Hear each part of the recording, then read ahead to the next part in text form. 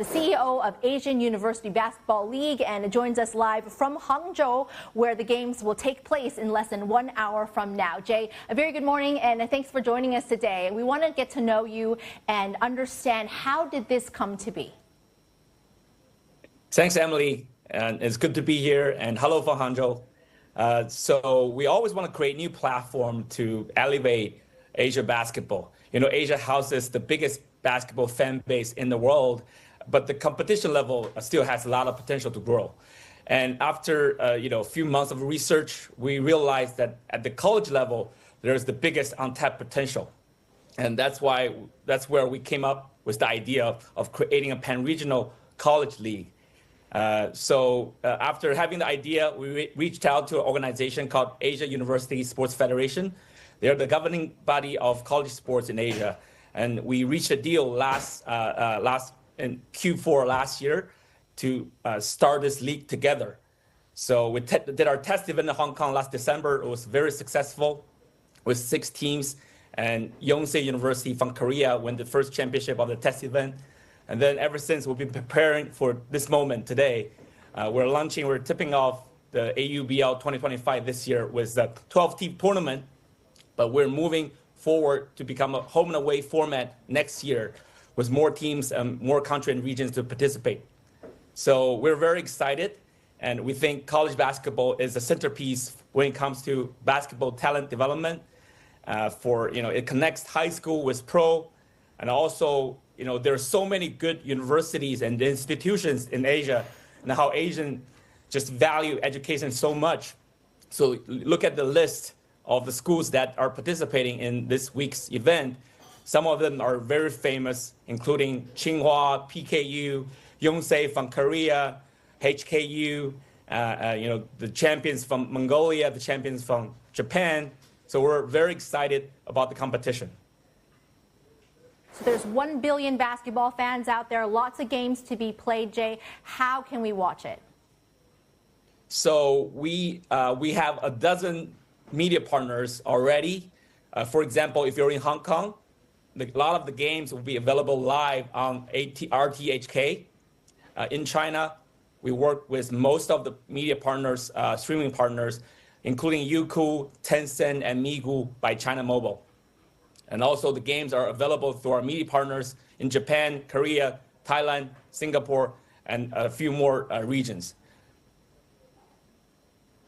So it's going to be available for access across Southeast Asia, across much of Asia. What I'm interested to know is that, right now it's just going to be played in a tournament style, but next year it's going to look a little bit different and more like March Madness. For those that don't know what that is, please tell us.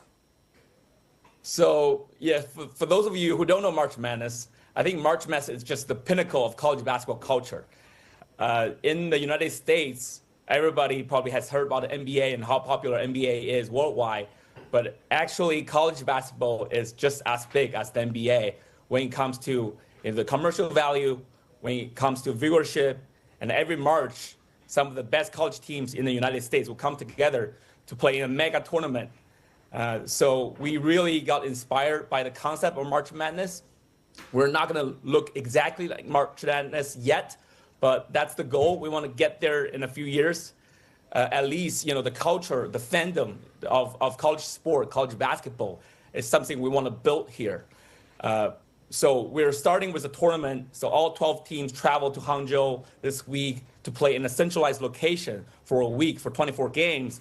But next year, we're moving into a home and away format to start the season, which will span over about 5 months of the year. The idea is the teams will travel to each other's campuses and play the games on campuses. So more students will enjoy and participate the games on their campuses. I think that's really good and important and central for the development of the fandom. So we will have the regular season that has the home and away format. Then we're going to have a playoff round, and then we're going to have Final Four at a neutral site. So it's not exactly like March Madness. But again, I think we want to just really, copy, not really copy, but we got inspired by the everything that's around March Madness, the production, the competition, and also marketing. There's 12 teams that are playing from a handful of countries. Are you looking to add more teams with each year? And is there any consideration to start a women's championship as well? Yes. So since we launched the league, we've received so much interest from countries and regions who are not participating this year. To name a few, Australia, Philippines, Singapore, Vietnam are all the markets that we've spoken with. And I forgot to mention Macau as well. So we're definitely looking to add a few more country and regions starting next year. And also we've started talking with countries in West Asia. They're also very interested, but we have to figure out the logistic, how to put teams to compete West Asia and East Asia together on a regular basis, because the travel is a little bit far. When it comes to women's sports, women's basketball is also in our 5-year plan.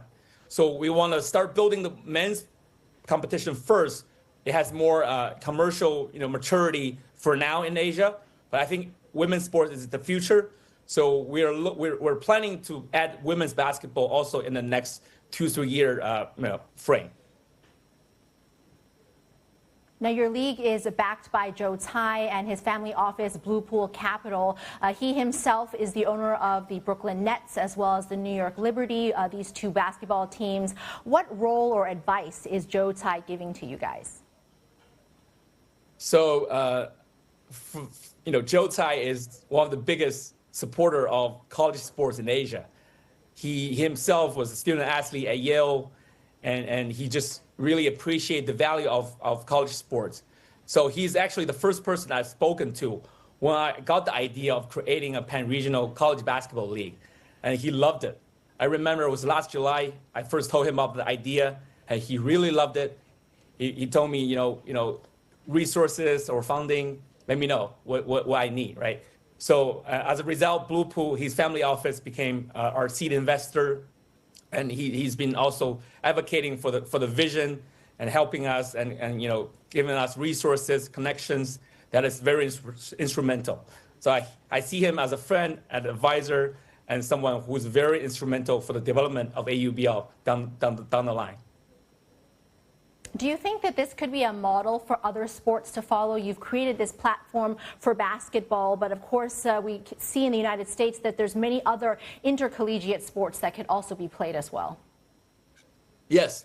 In the States, I think, there are many sports being played at the NCAA level, but the most commercial success comes from American football and basketball.